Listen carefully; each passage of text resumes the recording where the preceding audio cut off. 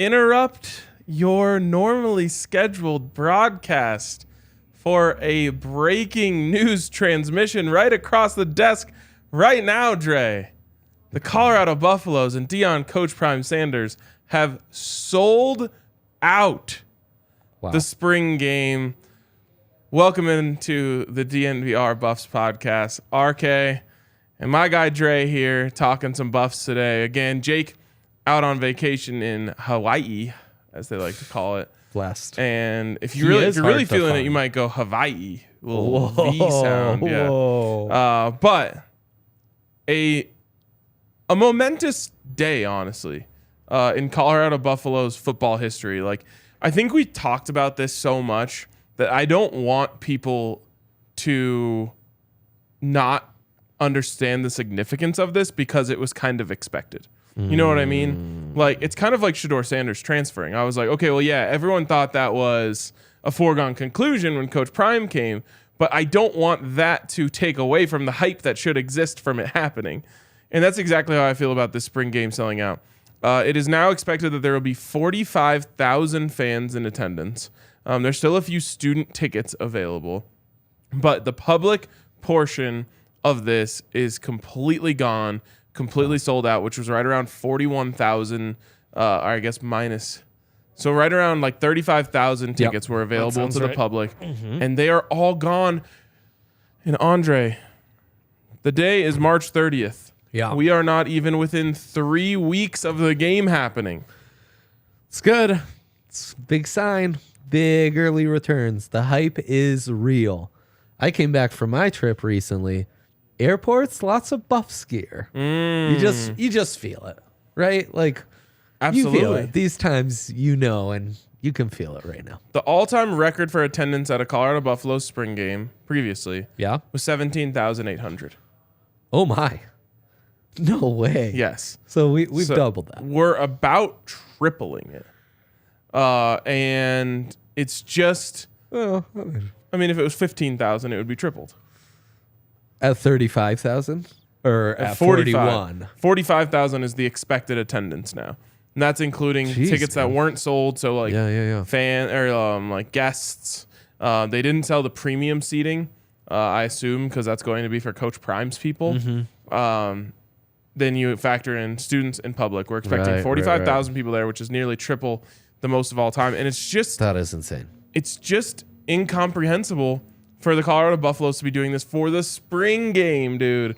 I guess if it was a normal game, you would expect it to be sold out regardless. But really any other event, to get this type of crowd for it, I don't know what Coach Prime has planned from a football perspective that day, but I've literally been to spring games that were just a practice. Like, there's cones on the field.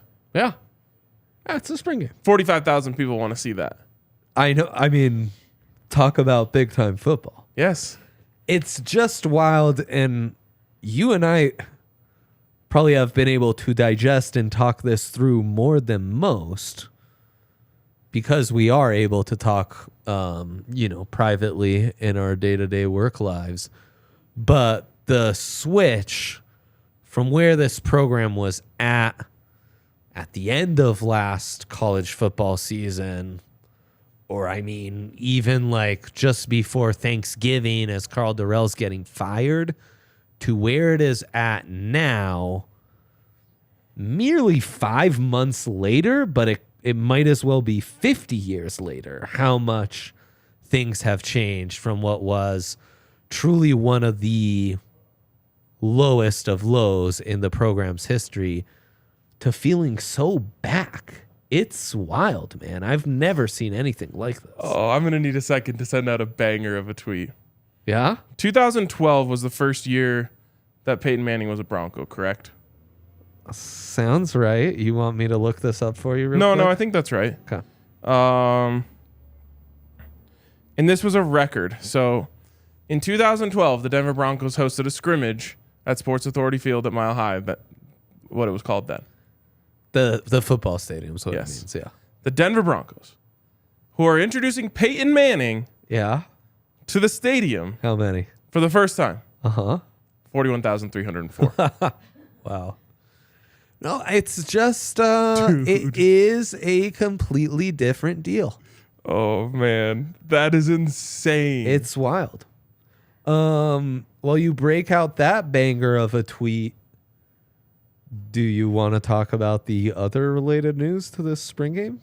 Yes, and I'm kind of bummed because I was ready to break this. I got baseball for you, yeah. I got a scoop yesterday. It's a small scoop, but one of those things that's kind of fun for me to be able to share. Yeah. And I was like, oh, should I tweet this? And I was like, nah, I want to save this for the OGs who listen to the show, the real ones. Yeah.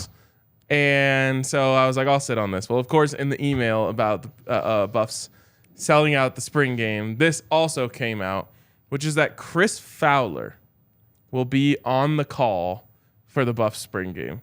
Obviously, Chris Fowler, a Buff himself. Yeah. What I would say is the voice of this generation of football. It's like 100%. The Brett Musburger of this. I mean, one of the great Buffs. Yes, a great Buff. It's pretty cool. Like, so you have him as like maybe the top play-by-play guy. Yeah. And then Joel Klatt, another Buff, as probably the top analyst. 100%.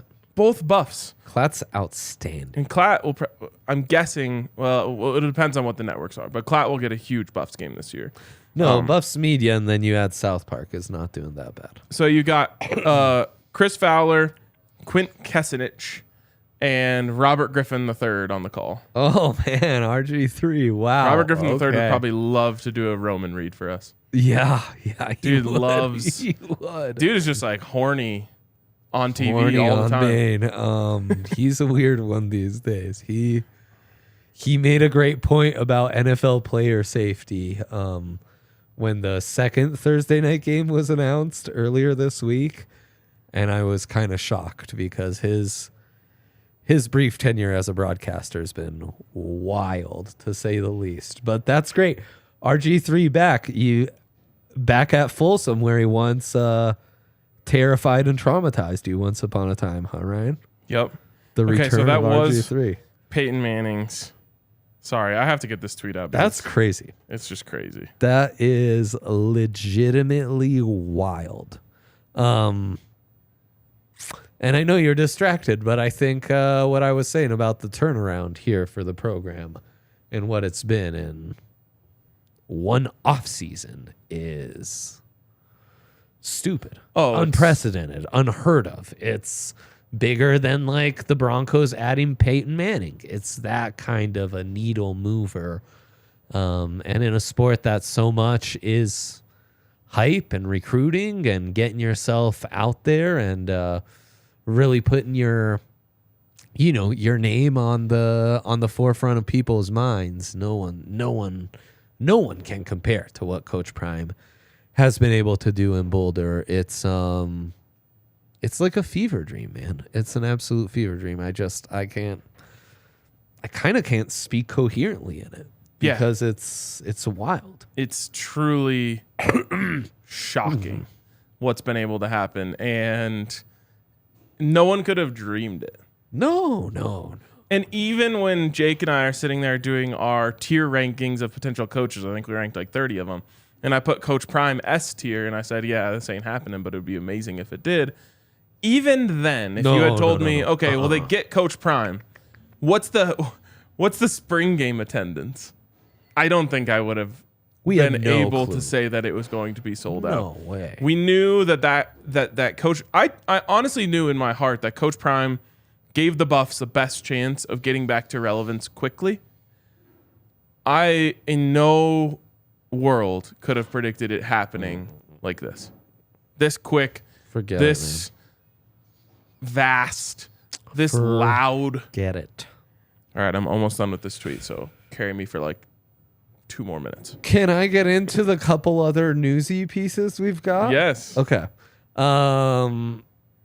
Speaking of great coaches at CU, J.R. Payne, coming off an amazing campaign with the Lady Buffs, is getting a new deal through 2028.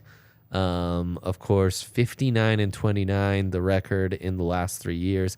She has 119-93 since taking over the program in 16-17. I mean, what can you say? We saw how the attendance against Iowa in the Sweet 16 really moved the needle, and just the consistency you're seeing year in and year out from the Buffs has been really nice. I love seeing the I forget it. It must have been Bucky's channel where you see J.R. Payne and Coach Prime meeting for the first time a couple months ago. Coach Prime going over there, introducing himself. Hopefully that relationship can pay dividends, as I feel like the maybe unfounded, but it makes too much sense to me, Bronny James rumors to the Buffs are also getting me hyped. Yeah, I wish I could join you and say, like, let's get hyped. Like, this is one of those things where it's like I'm a little too close. I'm a little too close because I had the opportunity to check in on it. I know. I was like, Bronny to the Buffs? And unfortunately, a large bucket of cold water was poured on top of me when I inquired about that. So I'm convinced this is like a Shador only thing that's happened. Well, that's what I was saying, because I even said that to the person I talked to. I was like, well, maybe Coach Prime and Shador are just taking care of this one. Yeah, right. And they're like, hey, if that happens, we'll be happy. Just talking to LeBron and Bronny directly, you know? It's not crazy to think that could happen. No, not at all. They sold 45,000 tickets. They're going to sell 45,000 tickets to a spring game. They ain't hard to find. I don't know if you've heard. So Bronny and Shador is spending time in LA, like running in those circles. Yeah. 1,000% that is occurring. Yeah, I mean, it could happen. And it's not like, Bronny would be coming to a complete trash program with no one there. Like, the number one player in the country is coming this year too. Right. And Tad Boyle has an established record of developing players and putting them in the NBA. Right. And in some ways, isn't that more appealing than staying home, having the pressure of being at USC and, you stayed at home. I wanted a buffer from home. And even when I moved an ocean away from home, I wanted a buffer from my family who was here. So I went up to the mountains. I could see it all checking out for Bronny. Like, you want to be a 2-hour flight from home. Have your space. I think it's honestly perfect. It sounds like. I just wish I could. Damn it, I wish Ryan. I could add fuel to the fire. That's normally the type of guy I am. Rather than, spread the cold water that was poured on me onto the fire. But hey. Makes too much anything sense is possible in the Coach Prime era, as we have learned. Absolutely. Okay. So you got Coach Payne. Yep. Which, by the way, of course, good news for Shalomai, who plans to play for that program. Great and has ingratiated herself, I think, to that team already. I feel like they love her. Like, she's going nuts on the sidelines and all that stuff. So I think, it's good news for her. I think she honestly, like, the way that Coach Prime praised Coach Payne gives you an idea of, what that relationship is like. Yep. Okay, what else did we have on the news front that you wanted to hit on? We just touched Bronny, and then you propositioned a game for me. I did. Wait, what? Yeah, it's the first of the 2 drafts. Oh, not really a game. This is just regular. It's just a draft, guys. So drafts aren't games; they're real life drafts. Okay. The reason we had Andre on today, and you guys have met him before, but his unofficial title at DNVR is DNVR Draft Guru. That's right. That's right. He has lots of other titles at DNVR, such as General Manager, That's host the one that counts. of DNVR Bets. Yep. Head of Analytics. We've let that one stick, yes. So wears many hats, but originally came in as kind of the knower of all things draft. So I figured if we're going to talk ball today, I want to talk to you about the draft prospects on this team. Yeah. Pro Day was a couple weeks ago. Obviously, the last team, not a lot of pro talent. All of a sudden, you could see several draft picks over the next 3 years and, beyond, of course. But as you're looking at the roster now, there's a lot of NFL talent or prospective NFL talent here. 100%. And we should mention, yes, this Pro Day, a real dud for the Buffs. But just think, Christian Gonzalez is going to be a top 15 pick. He was recruited to Boulder. He was on this roster. Didn't work out. I mean, and Mekhi Blackman's also gonna ran a really nice combine and will probably get drafted.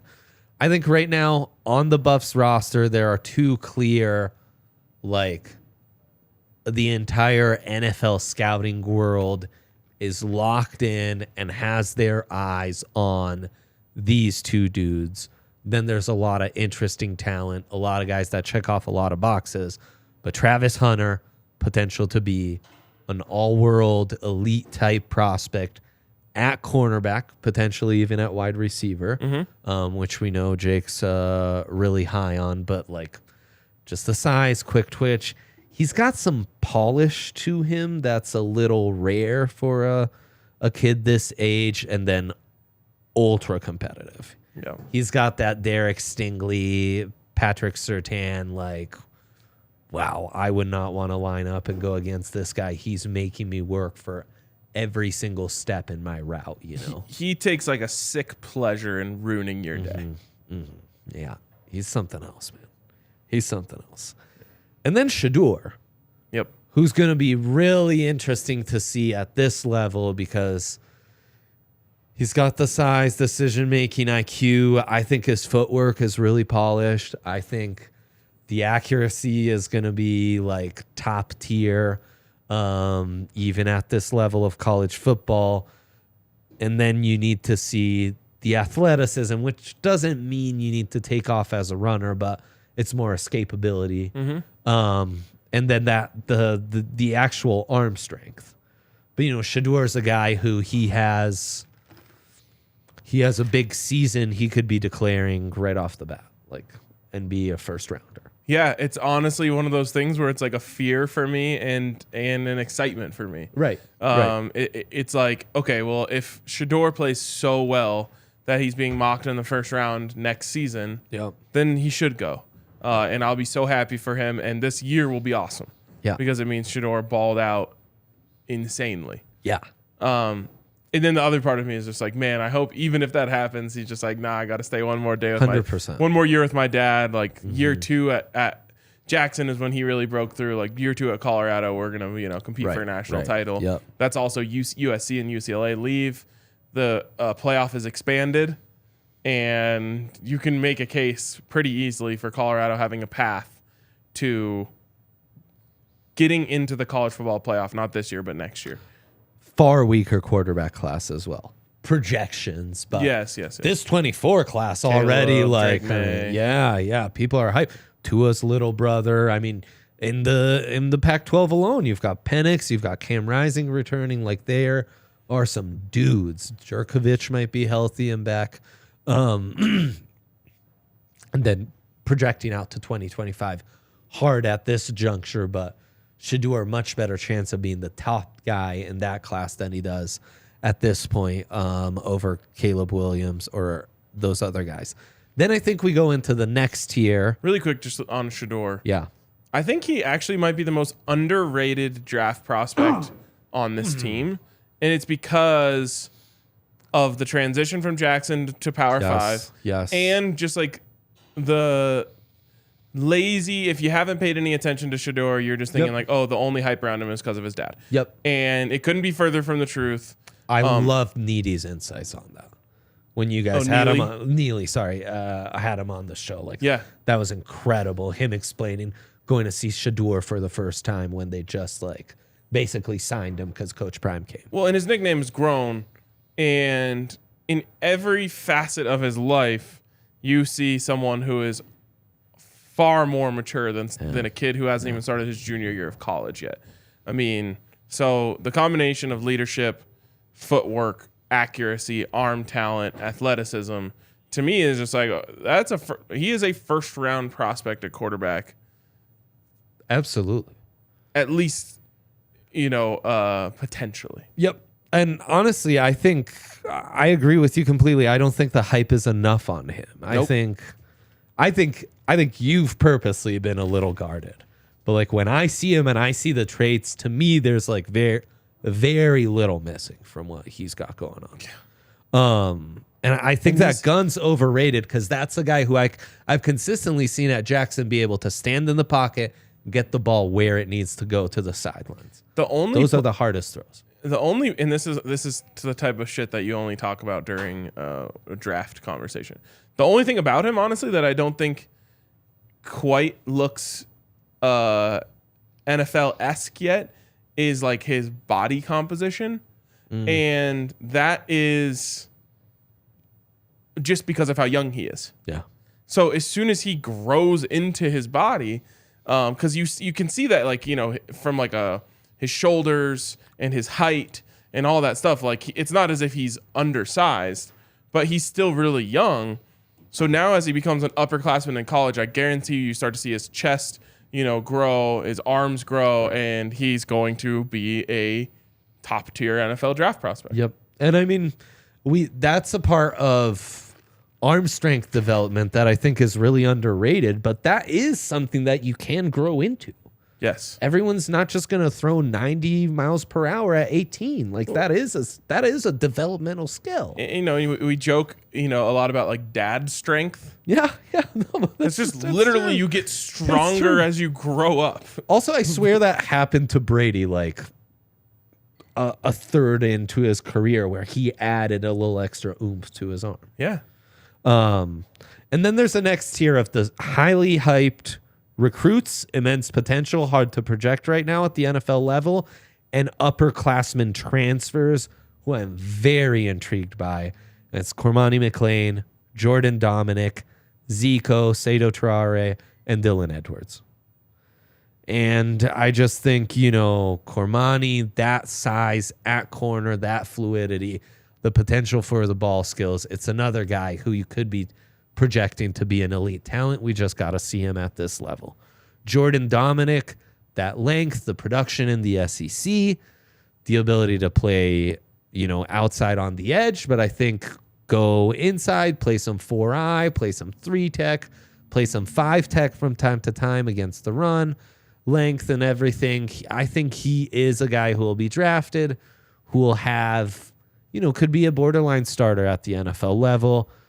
Zico, I think, is criminally underrated right now and could have a big season and even be, you know, a guy who comfortably gets selected on day 2 of the NFL draft, first 3 rounds. We love an athletic tight end in the 2nd and 3rd round. Receiving tight ends. Yeah, that's what it's all about.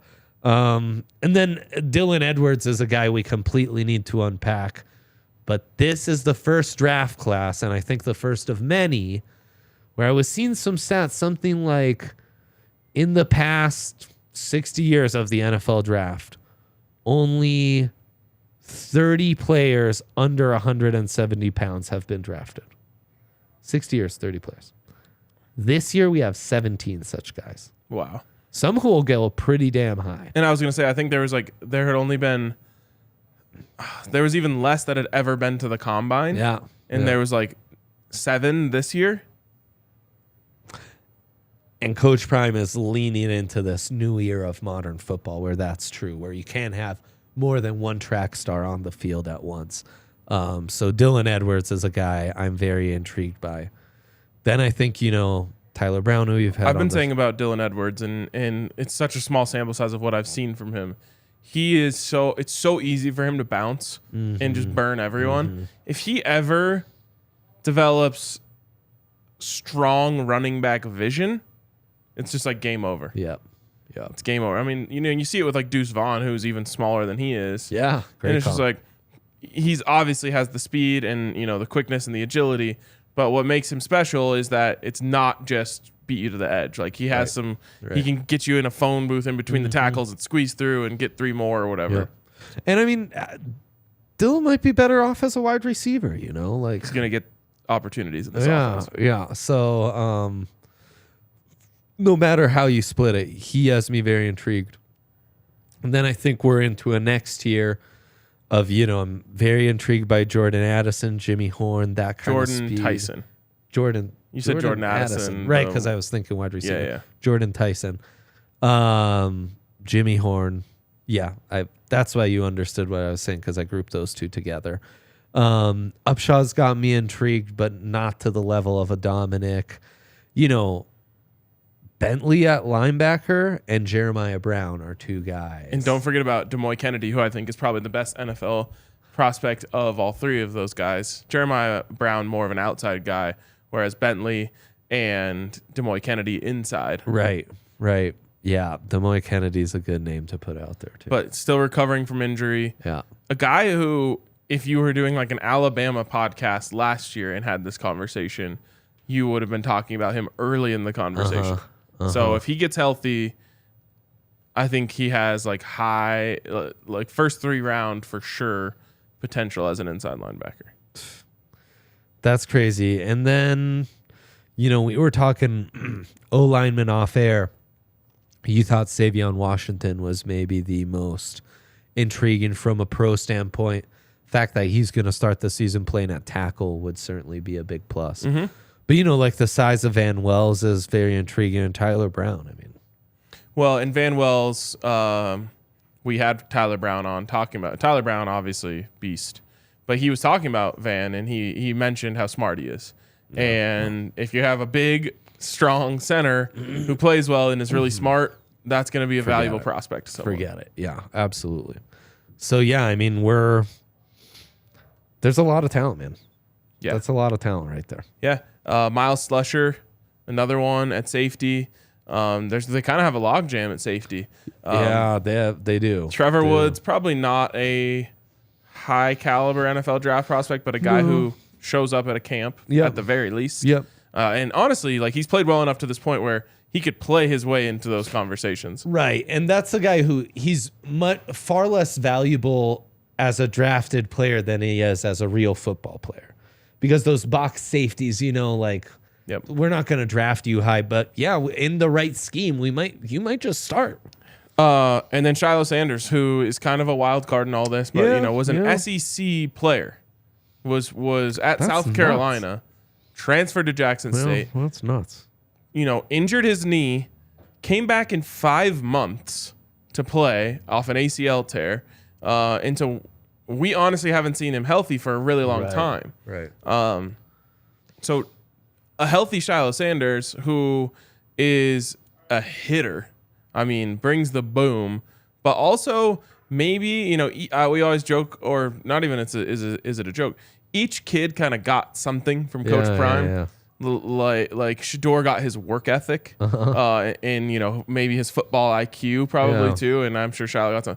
Shiloh is the closest to the speed gene of what Coach Prime had. Now, not probably 4.2 speed, but interesting. He's fast, for a safety. Yeah. So what I've seen of Breedlove, most of it from high school, is really intriguing. Yeah, physical. Yeah. So Shiloh excites me a lot because I think, again, we're talking about Sanders kids being underrated. Yeah. People almost look at Shiloh as like a throw-in in the deal. And again, an SEC safety who transferred to Jackson State to play with his dad in the same way that Shador was going to be an SEC player, but he committed to Jackson to play for his dad. So that's a good point. Don't sleep on Shiloh. I hope he stays healthy. I hope he gets to show, why he's the Sanders child wearing 21. Let's hope. Yeah, you get some returns from that back seven, you're going to be in a really nice And then, the guy who I've been hyping up a bunch, Cam Silman-Craig. Again, box safety, nickel, closer to the line of scrimmage guys. They just don't give those guys enough love in draft conversations, but dog.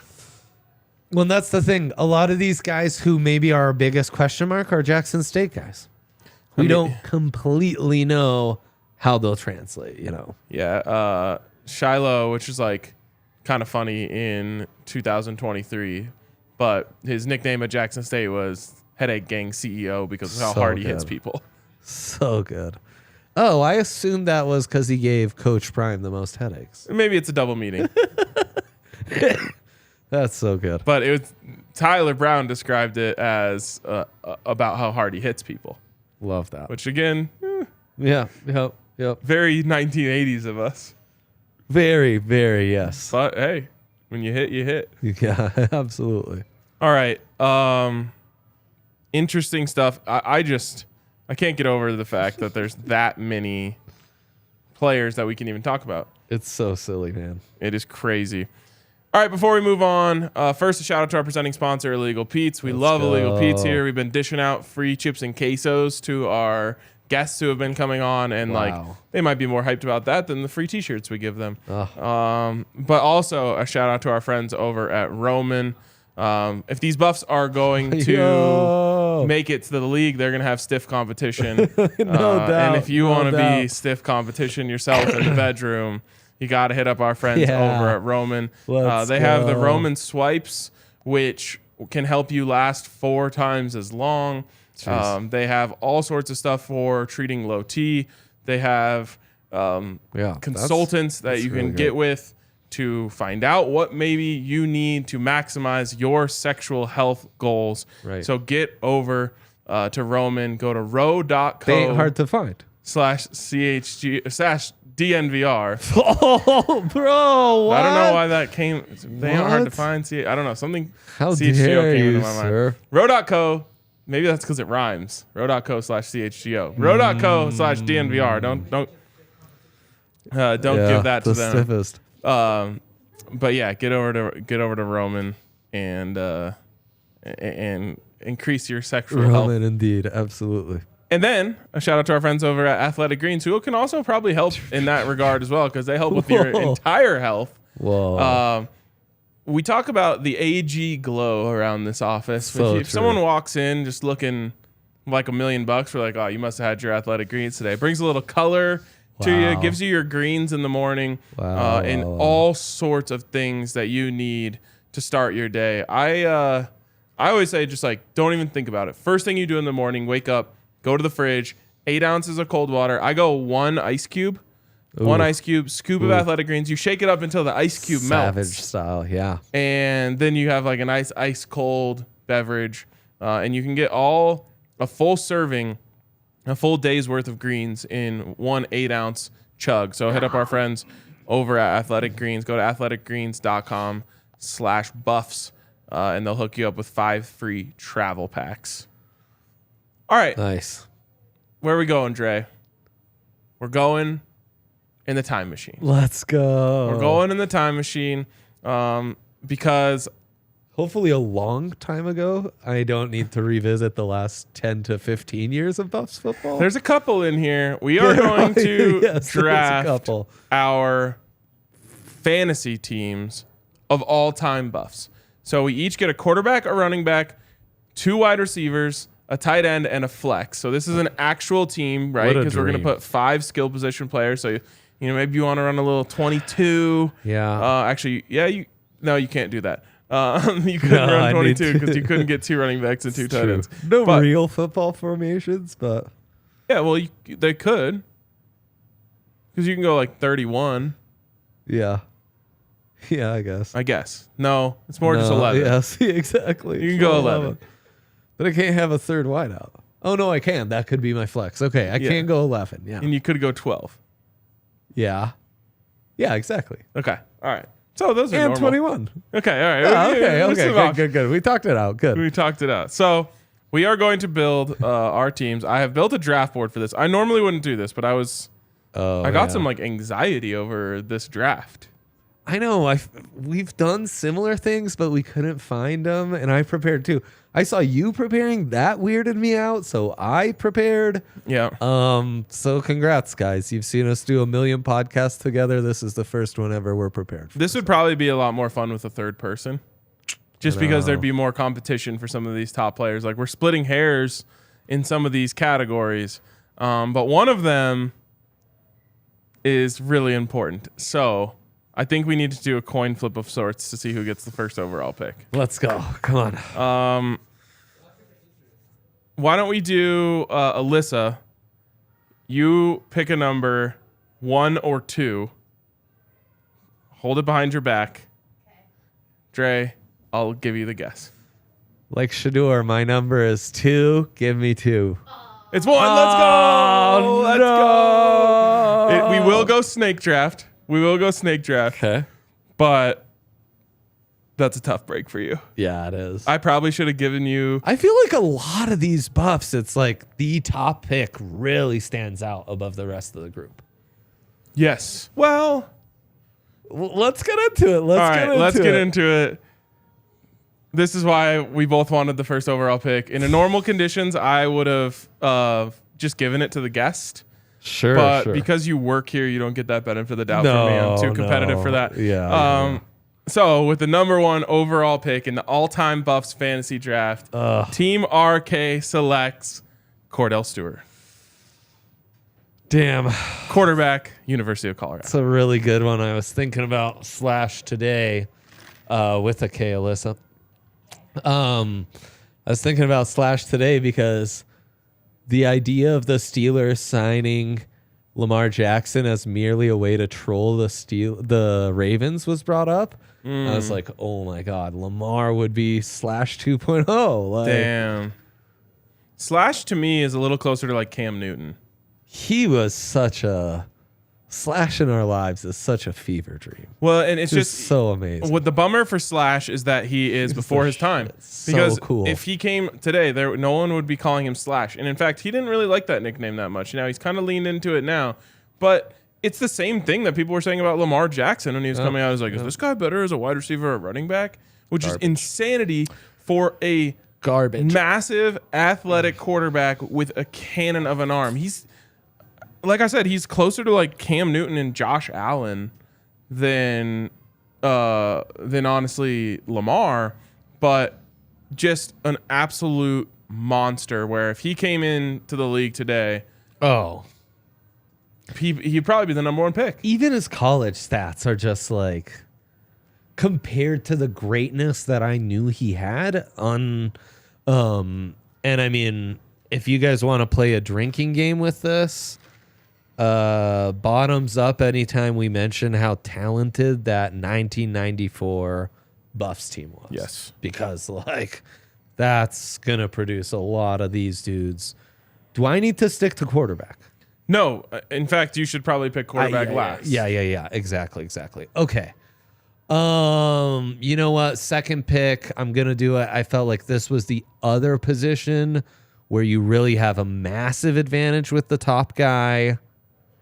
Give me tight end Daniel Graham, the man behind RK's favorite upset all time because he's part of that front, just botting guys.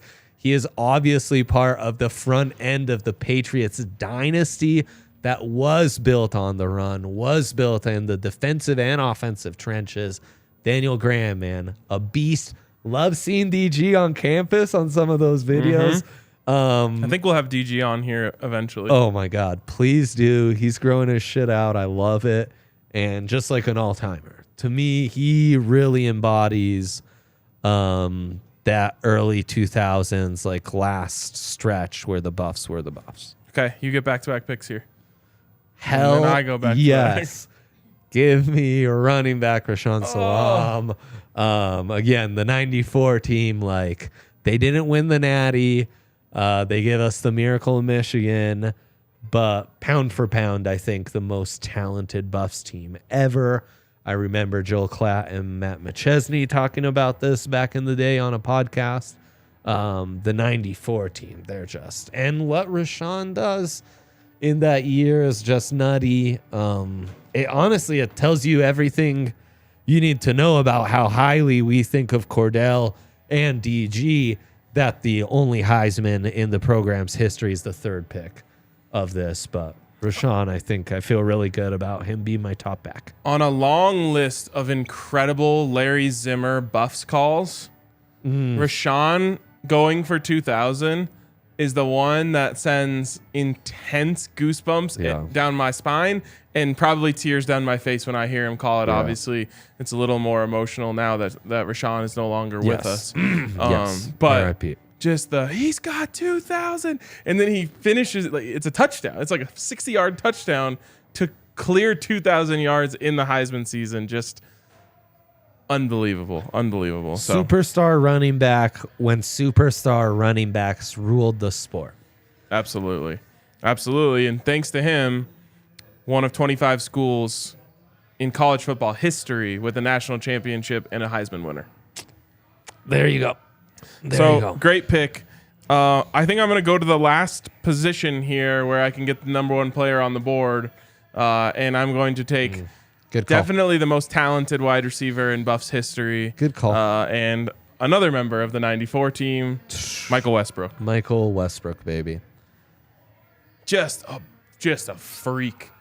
The combination of size and speed, honestly, in that era, which I don't know if there was that many guys with that combination of size and speed. A high first-round pick. Yeah. And a guy who continued to do it in the NFL at a very high level. In fact, probably the best NFL career of anyone drafted so far. Yeah. Yep. Cordell is just different because he wasn't put in the right position to succeed. DG, it's more consistent longevity. He is more of a blocking tight end, though. So, yes. And he was amazing at that. Incredible. Absolutely incredible. I want to look at Michael Westbrook's NFL stats really quick. He was 6'3", 220, and was running like 4.4 speed, I think. And finished his NFL career 8 years with 285 receptions for 4,000 yards and 26 touchdowns, averaged 15 yards a catch in the NFL. Had a 1,000-yard season in Washington in 1999, where 4,000-yard seasons were just being printed out. So, a beast. Yeah, absolutely. Good one there. And you get back-to-back picks. Ooh. Oh, man. All right, there's a lot of talent there, but I don't want to get the last one. I think I'm fine sitting at that position. Give me who I think, and we have to be clear because we set the rules before this show. You haven't talked about this yet. Yeah, we set the rules before the show that all of these players are at the peak of their college career, and all of them are fully healthy. Fully healthy, like in their prime. And with that said, I think the most talented player don't you dare of this generation. Don't you dare, God damn it. Laviska Shenault. Laviska Shenault is going into my second wide receiver. Can you imagine Cordell Stewart, Michael Westbrook, and Laviska Shenault in the same offense? With Cordell throwing two of that's so dumb. So, I mean, he enters his final season as a consensus top 10 guy in that class. Also a Heisman candidate. His stats coming out of that year, what was it, the first 8 games of his sophomore season, he's putting up just stupid numbers. So if that's the Visca you get, whoo! Yeah. I mean, his sophomore year at Colorado, he goes 86 catches for 1,011 yards and 6 touchdowns. And that doesn't include his rushing stats. And it doesn't do him justice. Per game, he was just stupid. Exactly, because he only played in 9 games that season. So 1,000 yards in 9 games in college, which is insane. 6 receiving touchdowns. But he also goes 17 carries for 158 yards and 5 rushing touchdowns. He was the Buffs' best short yardage player. They put him in third and fourth and short, and he would just bowl through on essentially QB power or wildcat power. And one of those things where I say this a lot about Demaryius Thomas, may he rest in peace. So big that there always has to be multiple guys to tackle him. So what happens is these big guys get stood up by a smaller player, and then a linebacker comes in and just drills them. And the wear and tear that goes on their bodies for essentially doing that just wears them down. And so Laviska, didn't obviously produce his senior season the way that everyone hoped he would because of injury. He's dealt with injury ever since getting to the NFL. He slipped in the draft because of injury. Yeah. So if we're getting everyone fully healthy at their college peak, Laviska Shenault is unstoppable. Man who brought home a big dub against Nebraska at Nebraska. Oh, yeah. You were at that one. And helped win a game against Nebraska the next year. 2-0 in his career against Nebraska. He almost housed a kick return in that game, which is kind of scary to think about. Laviska Shenault returning a kick. Then he fumbled it. Revered in my eyes. Okay. Sparky Buff says, remember Josh Smith? He was related to Darrell Scott. Oh, I remember Josh Smith very well. I'm going to go 22 personnel, 21. Give me Eric Bieniemy in my flex. Okay. Smart. EB, just the competitiveness, national champion, leadership, running style, low to the ground, beast, man. Dude, your 1-2 punch of Rashaan Salam and Eric Bieniemy. I know. Imagine if I had someone like Cordell to run the ball with. Yeah. That's the thing is like you're going kind of you're ground and pound. Yeah, I might be airing it out a little bit, although I've still got a couple picks here. Yeah, I'm true Big 8 football. You're more a Coach Prime offense. Snake draft, I get the next pick though, right? Oh, you're right. Okay, that's fine. I'm gonna take, not that it matters, but give me Nelson Spruce as my number 1 wide receiver. Ooh, interesting. Okay. Yeah. Wide receiver is so hard. I know. Sorry, who did you say, Dre? Nelson Spruce. Wide receiver is so hard because the older, more talented guys don't necessarily have the stats that hold up anymore. Yep. Nelson Spruce had a 1,200-yard season in which he had 106 receptions, which is unheard of in college football. 100 reception seasons. 12 touchdowns, I believe. He was the only reason to tune in and watch Buffs football for a nice little stretch there. I think he's going to be probably the most unheard of player in terms of our wider audience that isn't longtime Buffs fans. Yep. But dude set the Pac-12 receptions record. Like, I said to you, the most consistent college receiver I've ever seen in my life. He was a Biletnikoff finalist. Like, absolute freak. Yeah, 100%. When it comes to just like consistency, like he wasn't a freak in terms of athleticism or anything like that. Just boom, he's open on every play. He catches the ball. Move the chains. I mean, like, good size, amazing hands, got open. Like at the college level, like he could have started for anyone, anywhere. Yep.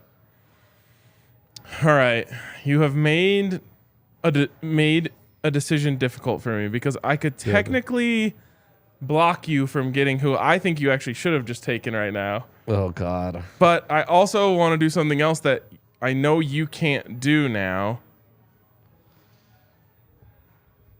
I have back-to-back picks. Yeah. Okay. Oh,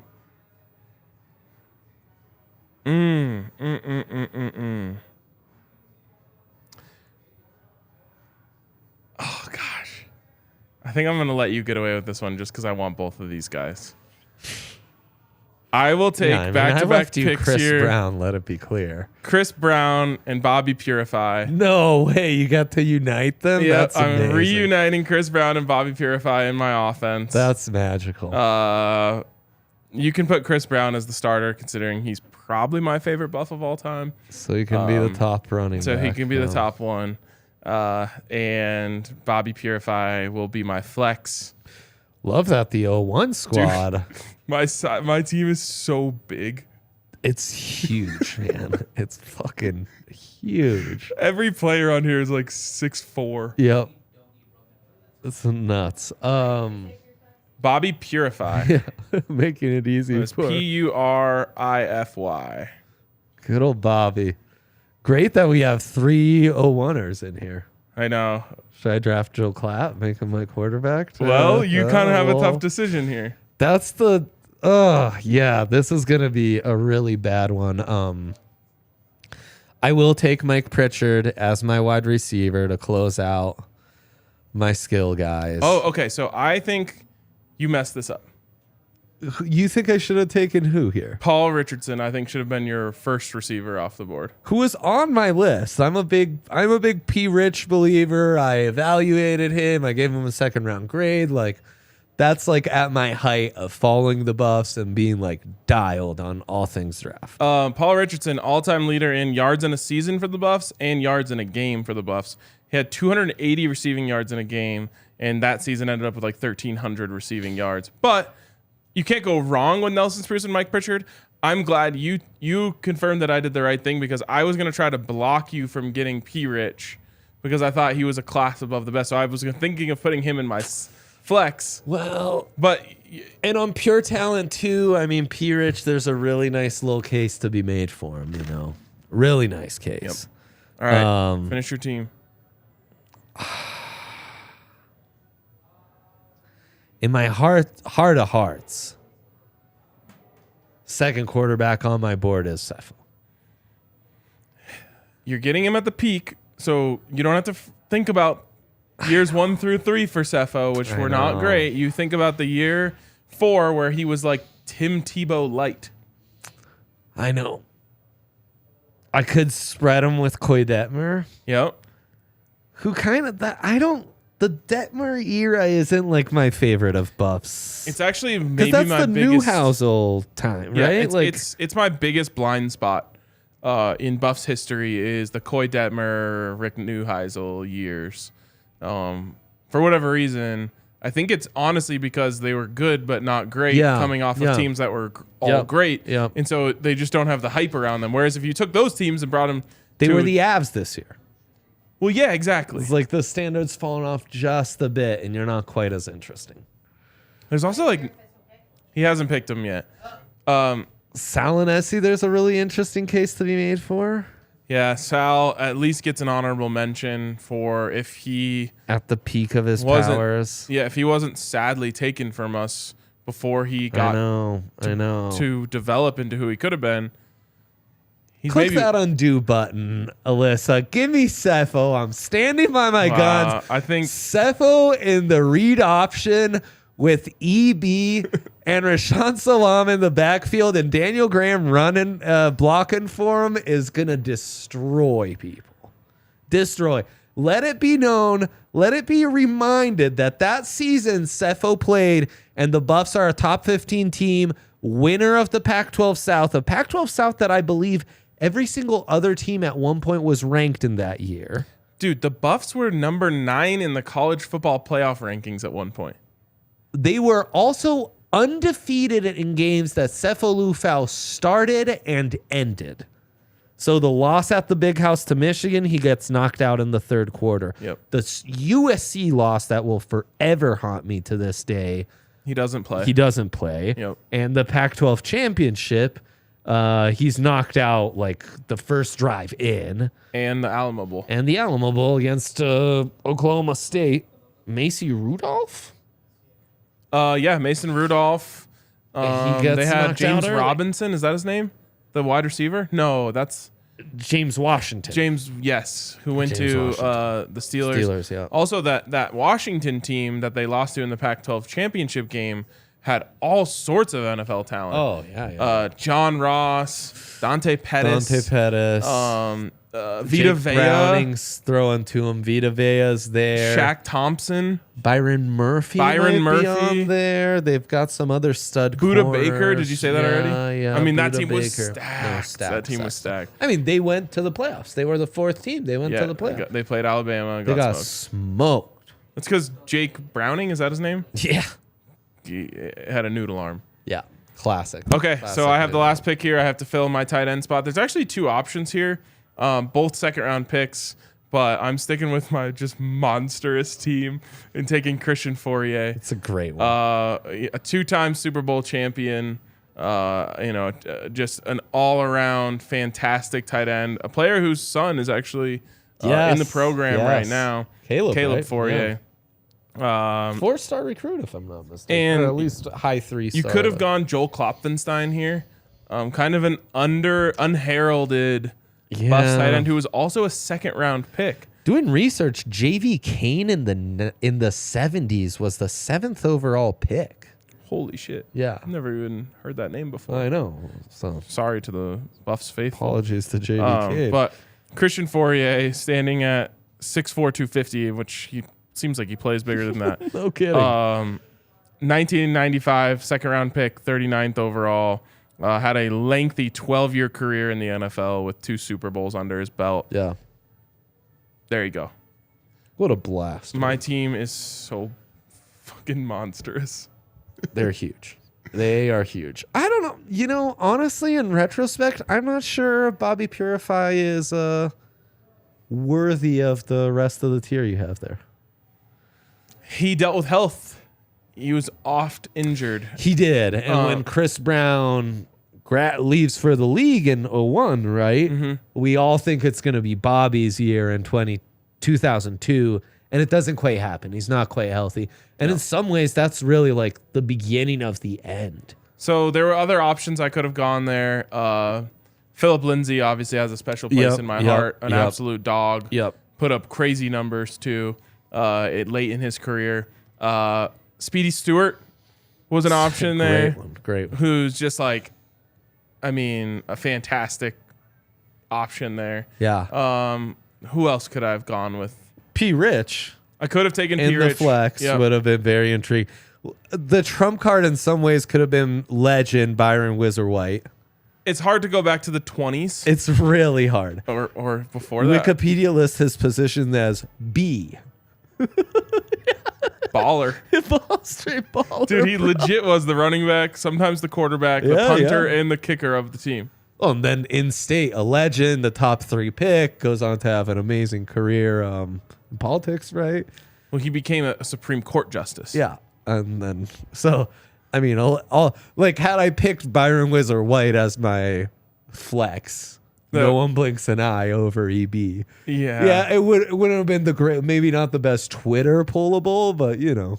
Yeah. But you taking Slash did got me good. I think the draft is over based on guessing who guessed the right number behind Alyssa's back. Yeah, pretty much. Which is unfortunate. You know what? What's crazy, Dre? Shedeur Sanders has 2 years at Colorado to put himself into this conversation. The bar for him to be the second quarterback taken in this draft 5 years from now isn't all that high. Now, I'm not saying there haven't been good players. Not at all. But Cepho? Yeah, Cepho or Coy Detmer. Coy Detmer. You mentioned Klatt, you know. Yeah, Klatt deserves to be in there. Cody Hawkins has obviously crazy numbers. He doesn't. He has Darian crazy Hagan numbers. and Salinesi are the other guys. Darian Hagan and Salinesi, but then it's just tough because you're running the option. I know. No, I mean, if you look at the stats, they don't match up. So that's the reason why there hasn't been that much quarterback history at Colorado, because their best years were running the triple option. I'm just saying, I refuse for Hawkins or like. All I was saying was Cody Hawkins has the numbers. Enter this conversation. He has the crazy stats. I'm so scarred by those years of football. But I'm just saying, Shedeur, leads the Buffs to a bowl game this year and does something special next year. He's getting drafted second in this draft. 1,000%. That was fun, man. That was incredible. I don't think we've ever done a Buffs pod before. We have never done a Buffs pod together. Listen. I think this is like a career goal, finally coming to fruition. Yeah. Amazing. Yeah. No, we're much more on the rails than we would be if this were bets. Yeah. And if there were bets, we might also have some Breck Brews in us. Get over to Breck Brew. Check out their Avalanche Amber Ale. It's actually like 60 degrees today, which means we are bordering on the edge of Strawberry Sky season. Incredible. There's nothing like a ice cold Strawberry Sky at like the first DNVR golf tournament of the season. Coming up. And it's almost sold out. Over 100 homies coming. We're going full spring game on this thing. Yeah. It's not for over a month, and we've almost sold it out. Yeah. But there are still spaces. So if you want to get your foursome in for the tournament, the Scramble de Mayo on Cinco de Mayo at City Park Golf Course, right down the street from the DNVR bar. Get in on that, and we'll be drinking Breck Brews, of course. So right. Hit up our friends over at Breck Brews, the Breck Brew locator. No matter where you are, whether you're in Mississippi, you're on Mississippi in Denver, or you're somewhere else along the Mississippi River. Yeah. Use the Breck Brew locator to find out where there's some Breck Brews near you. Yep. And also a shout out to our presenting sponsor, Illegal Pete's. What's your order at Illegal Pete's? This is a new question we ask to everyone. Man, I'm still in the process of figuring out my order. You stumped me with the reverse nachos. Yeah, reverse nachos. Those are incredible, man.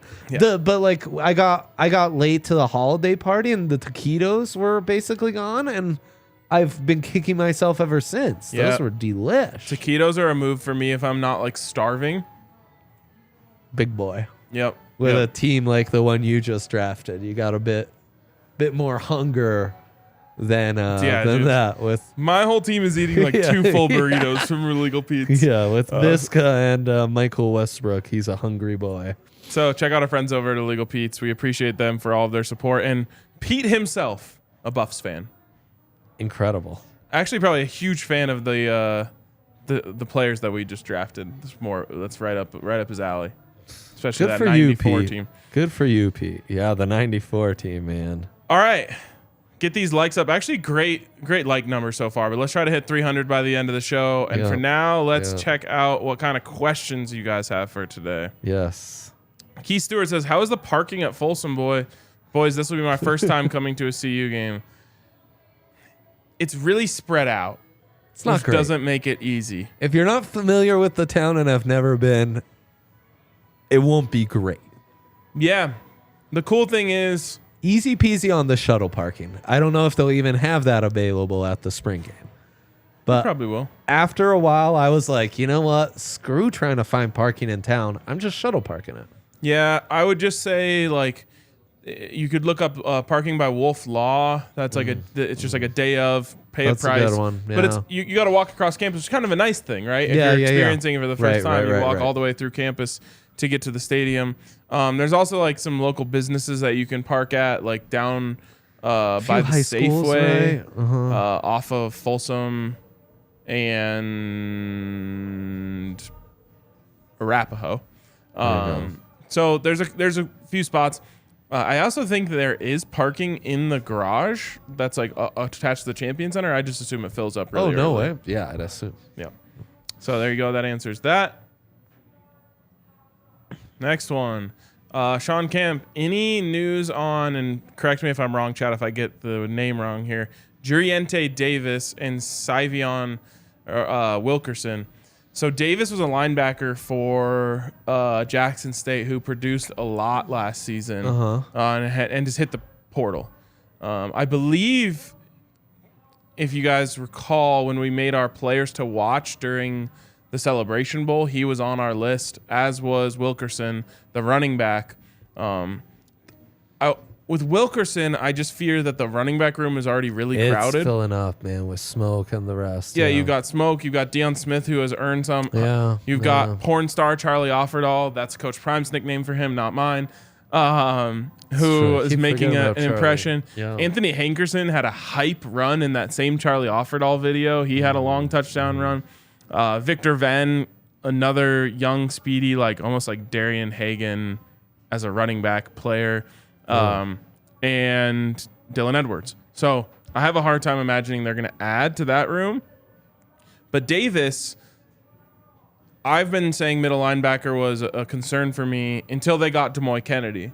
Yeah. That being said, that shows you I just don't trust the depth. I would love to add Davis to that room. I think he had like 7.5 tackles for loss last season. Like, a dude who can play at that position and maybe just gives the defensive staff someone they can trust in there as a depth piece. Yeah. From Angela, RK, will the TCU versus CU crowd be the biggest crowd CU's ever played in front of? Where was the CU Natty played at? Definitely not. No way. I would say the Miracle at Michigan is being played in front of a sold-out big house, which is one of the five biggest stadiums in America. That's like 110,000. It's like top 2. Dude. Yeah. So, and they played there again to a sold out crowd. Right. In the Rise 16, season. Yeah. Yep. Where they probably win that game and maybe play in the college football playoff if Cepho doesn't suffer a severe sprained ankle. Those first 2 quarters are still like a fever dream to me. Dude, I was in the stadium. I was losing my mind. Buffs have a blocked punt, right? For a touchdown. They're up, I want to say 21-7, and then, what's the guy's name who went to the Browns? The sick, do it all safety wide receiver. Peppers, Julius Peppers, Jabril Peppers went crazy. Jake Butt went crazy in that game. So they've played some massive stadiums before. Yeah, and the Natty's Orange Bowl, right?